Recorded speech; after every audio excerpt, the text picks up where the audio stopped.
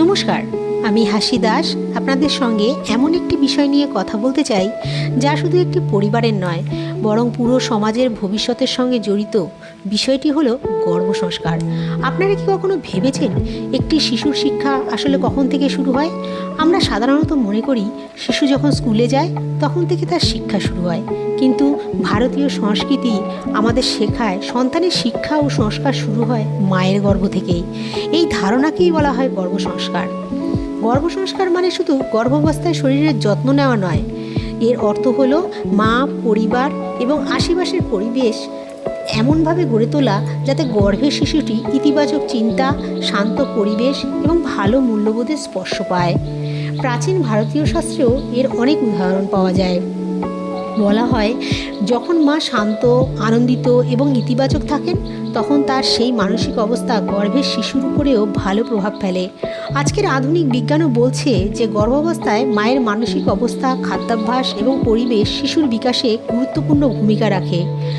তাহলে গর্ভসংস্কারের মধ্যে ঠিক কী কী বিষয় গুরুত্বপূর্ণ? প্রথমত, সুস্থ ও সুষম খাদ্যাভ্যাস। গর্ভাবস্থায় মায়ের শরীর যেমন পুষ্টি পায় তেমনি শিশুরও সঠিক বিকাশের জন্য পুষ্টিকর খাবার অত্যন্ত জরুরি। দ্বিতীয়ত, ইতিবাচক চিন্তা ও মানসিক শান্তি।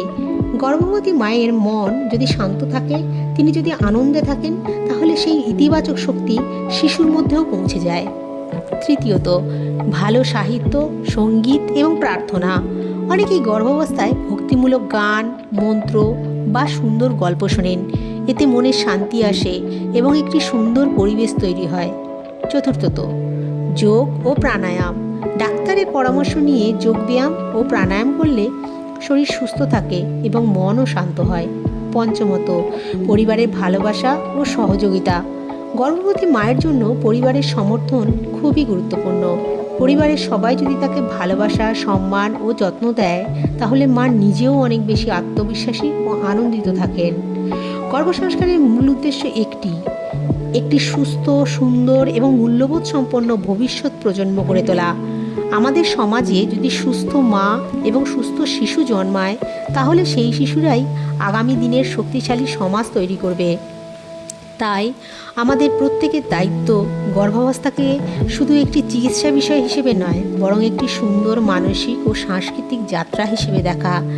আপনাদের পরিবারে যদি কেউ গর্ভবতী হন, তাহলে তাকে ভালোবাসা, শান্ত পরিবেশ এবং ইতিবাচক শক্তি দিন, কারণ একজন সুখী মা মানেই একটি সুস্থ ও সুখী শিশুর সম্ভাবনা।